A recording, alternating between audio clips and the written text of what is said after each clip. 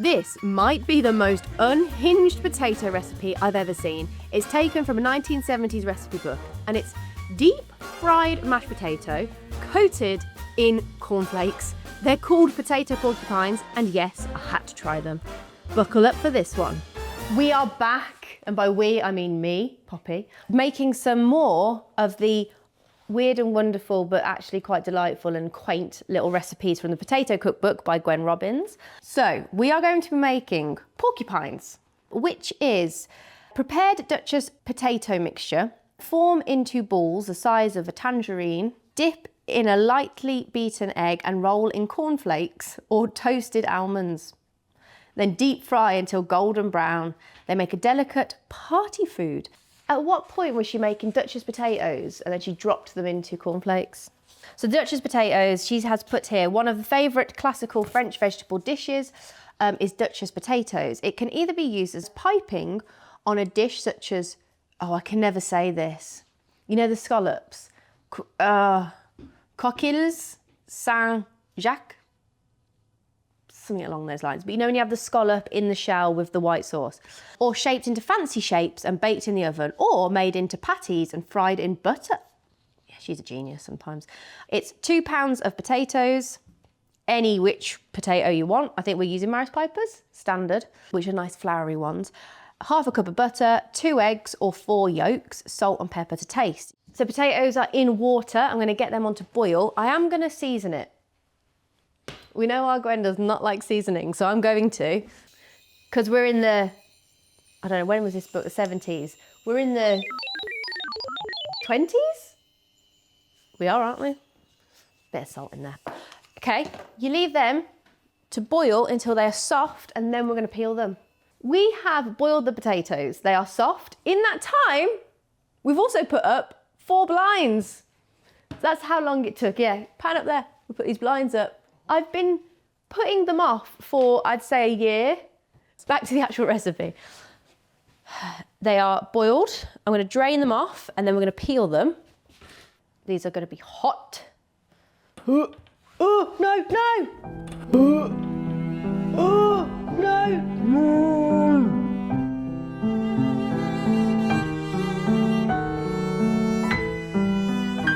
Oh.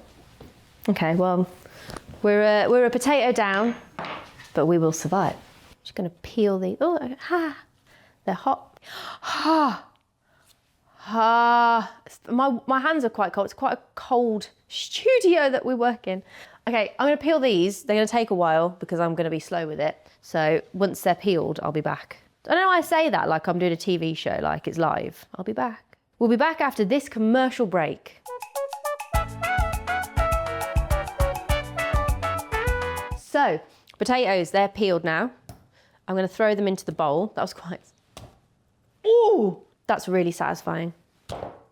Anyway, there you go. This is... I think I need a bigger bowl. Oh, should I use the pan? Because it's already messy, yeah.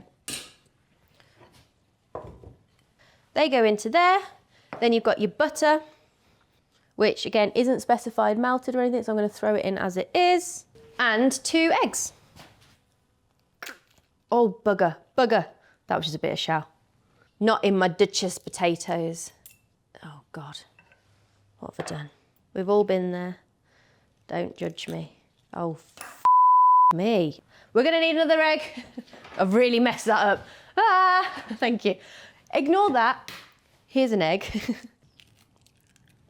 Let me clean this up because it looks like an absolute state at the minute. In the recipe, she then says use a blender or a rotary beater, which is basically this. Before I think they were there, I'm not sure because it's one of those hand ones.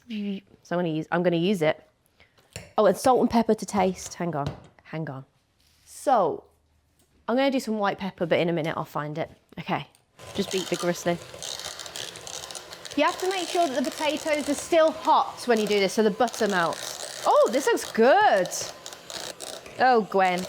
Why do I ever doubt you with these recipes? You definitely have to get the potatoes very soft. So I think we boiled them for maybe 45 minutes. Around 45 minutes to get them super soft, because otherwise you'd get lumpy potatoes, which is not what we want. And I'm using white pepper so that you don't see the black pepper flakes in there. So the white pepper means that you get that lovely peppery flavour, but you don't get the colour. White pepper's underrated. I love white pepper. Okay. That looks good.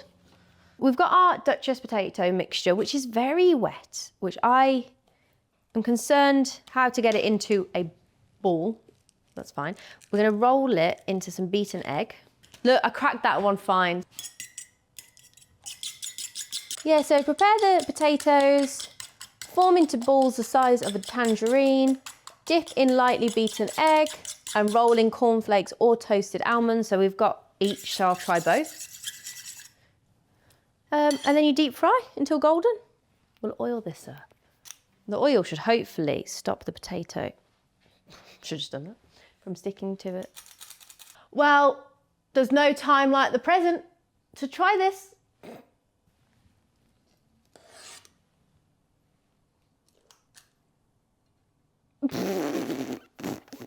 Now what? Oh, I've got to go hands. It's fine. I mean, that's not right. Surely. Oh. That can't be right.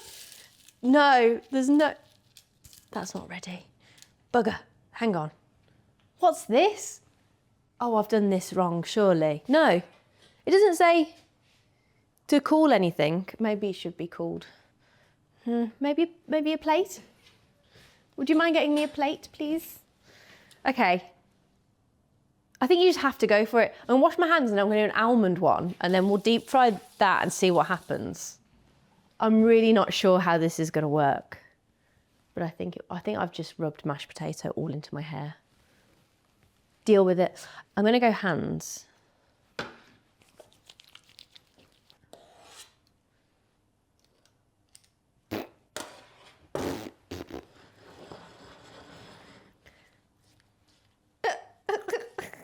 Ridiculous. Oh God. Oh dear. Oh dear. Oh, I don't know about the almonds. This is very strange. Oh God. Oh no. I don't know what I've done. It's not good, whatever it is. It's like a really weird Ferrero Rocher. I love those coconut almond ones, don't you? Love them. We're gonna do those two first. Let's just try that and then I'll make some more if it works. Okay, I've got the oil to 182 degrees, which should be perfect for deep fat frying. I'm gonna go with the cornflake one first. Oh my God, it stayed together, I'll tell you that. Okay, it's not exploding. I was expecting it to explode. There's still time. It still could. Oh, it's floating and it's also stable. I'm scared. It's getting golden as well. Oh my goodness. I'm always flabbergasted that these recipes work because they don't feel like they should. And it's making me question everything I know about food and any knowledge I have of cooking. So if I just made this myself, if I had gone, oh, today I'm going to deep fry some mash with some cornflakes around it, it would explode. But for Gwen, it doesn't. And I don't know how. I think she's ready. It's looking golden. I'm sure Mr. Kellogg's would not approve of deep fried cornflakes. Maybe this really stops you from whacking. That is why they were just made, weren't they, cornflakes? No? I swear they were to stop boys touching themselves. Have I made that up? No, I swear to God, it's something to do with masturbating. I swear to God. Hang on, let me Google this. Let me see. Yeah, cornflakes were invented to prevent masturbation and oatmeal was invented to prevent mastication. Told you. I'm a wealth of knowledge, me. Especially when it comes to masturbating. Kellogg's cornflakes were originally created by a doctor who believed bland food would reduce people's urge to Bland, honestly, if I had to eat bland food all the time, I wouldn't stop touching myself. If I get a nice, delicious meal that's tasty, I'd be like, oh, I'm satisfied. Do you know what I mean? You don't want to see me after a bowl of cornflakes. It's dangerous. Anyway, back to this deep fried cornflake ball. I think this could make you go to town on yourself because that looks delicious. I can't believe it stayed together. Look at that. That is good. That is good. Why do I doubt it? Let's do the almond one.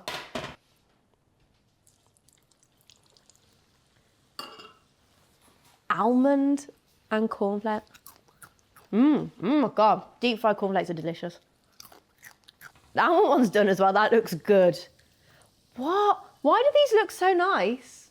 I am perplexed and turned on. These look great. I'm going to do a few more so that we can get a little plate full. I didn't think they'd work, so I just did these two. So I'm going to get some more done and we will try them after this. This looks like I just want it either doused in icing sugar or potentially like dipped in like mustard. These actually look blooming delicious. These are cornflake ones, these are almond, and then me and Kat had a really fun idea to roll it in crisps. So this is a chicken flavoured crisp rolled one, which looks really good. Should I try that one now? No. Yeah, I'm going to try this one because this isn't the recipe. I just want to see if it works. Oh yeah, that's good. Anyway. Deep fried potato hot. I'm going to get these on the spinner so you can see what they look like, and then we can try the cornflake and the almond coated porcupines.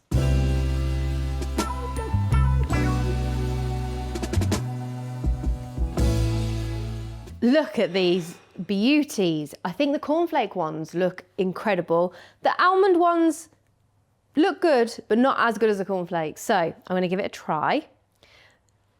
This is, I mean, what she said, she serve it with fried chicken.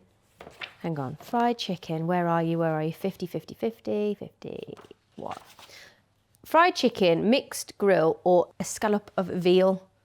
I can't see that because this is fried. Do you know what I mean? Anyway, cheers.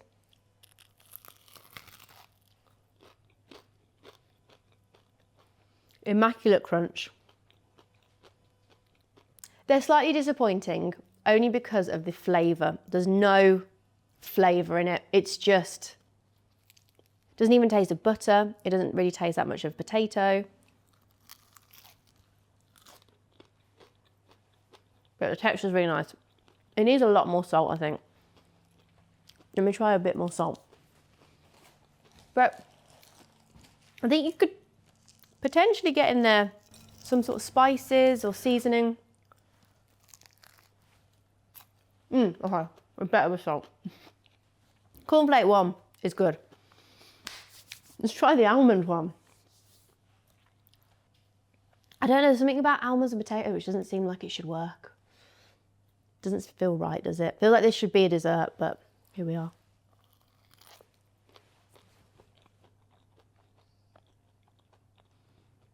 I don't hate it, but I don't love it.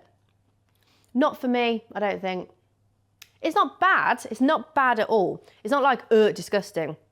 It hasn't got quite the same texture as the cornflake, which is that lovely, really crispy exterior. The almonds feel like they've absorbed oil, if anything, rather than getting like, they feel, it's not oily, but I don't know. You can get the almond essence almost out of it. It's got more flavour because of the almond, but I prefer the cornflake one. It's that crispiness of it. This is a hard recipe to choose whether or not it's a smash or pass. Okay, cornflake one, smash. I like that. I think it works. I think it could be smaller, more as like a canapé or a little side dish. They'd be quite nice dipped in ketchup or, it needs some more flavour. The almond ones are a pass for me. I don't get it. I don't really like it, but it's not bad.